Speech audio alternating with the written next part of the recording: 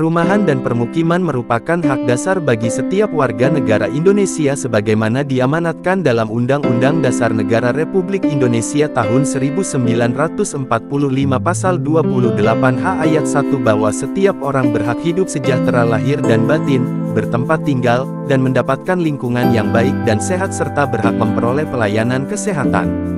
Sebagai hak dasar yang fundamental dan sekaligus menjadi prasyarat bagi setiap orang untuk bertahan hidup dan menikmati kehidupan yang bermartabat, damai, aman dan nyaman, maka penyediaan perumahan dan permukiman yang memenuhi prinsip-prinsip layak dan terjangkau bagi semua orang menjadi salah satu tanggung jawab pemerintah.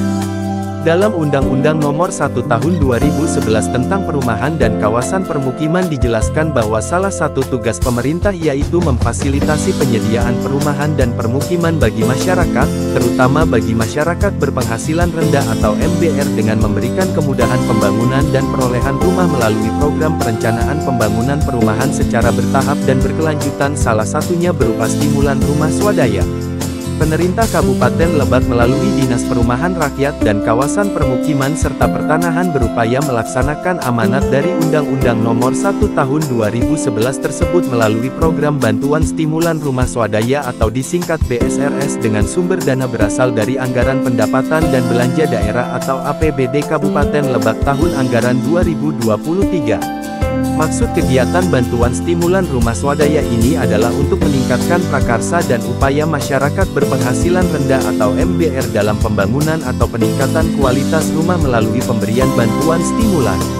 Sedangkan tujuan dari kegiatan BSRS adalah terbangunnya rumah yang layak huni oleh masyarakat berpenghasilan rendah atau MBR sehingga menjadikan rumah sehat, aman, serasi, dan teratur serta berkelanjutan.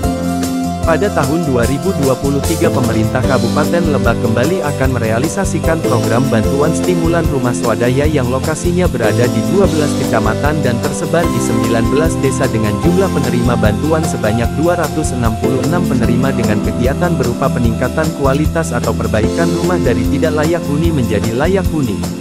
Adapun besaran nilai bantuan per penerima yaitu Rp20 juta dengan rincian penggunaan Rp17.500.000 untuk pembelian bahan bangunan dan Rp2.500.000 untuk membayar upah tukang.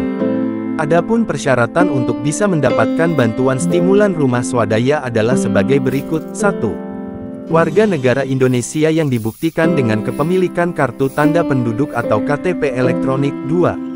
Sudah berkeluarga yang dibuktikan dengan kepemilikan kartu keluarga atau KK. 3. Masyarakat berpenghasilan rendah atau MBR dengan penghasilan di bawah upah minimum kabupaten atau sesuai surat keterangan penghasilan dari desa. 4. Memiliki atau menguasai tanah yang A. dikuasai secara fisik dan jelas batas-batasnya serta memiliki legalitas. B. bukan merupakan tanah warisan yang belum dibagi. C. tidak dalam status sengketa. Dan D. penggunaannya sesuai dengan tata ruang.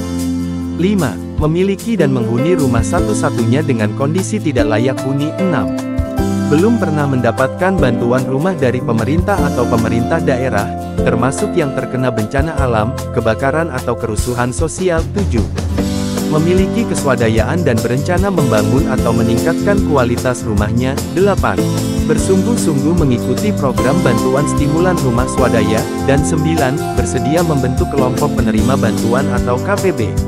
Yang disebut rumah layak huni adalah rumah yang memenuhi persyaratan sebagai berikut. 1. Keselamatan bangunan. 2. Kesehatan penghuni. Dan 3. Kecukupan minimum luas bangunan. Keselamatan bangunan sebuah rumah yaitu meliputi pemenuhan standar keandalan pada struktur bangunan serta peningkatan kualitas bahan penutup atap, lantai dan dinding bangunan. Kesehatan penghuni, yaitu meliputi pemenuhan standar kecukupan sarana pencahayaan dan penghawaan serta ketersediaan sarana utilitas bangunan yang meliputi sarana mandi, cuci dan kakus. Sedangkan kecukupan minimum luas bangunan yaitu meliputi pemenuhan standar ruang gerak minimum per orang untuk kenyamanan bangunan. Demikian sobat informasi yang dapat saya bagikan, mohon maaf bila ada kesalahan, sampai jumpa di lain kesempatan.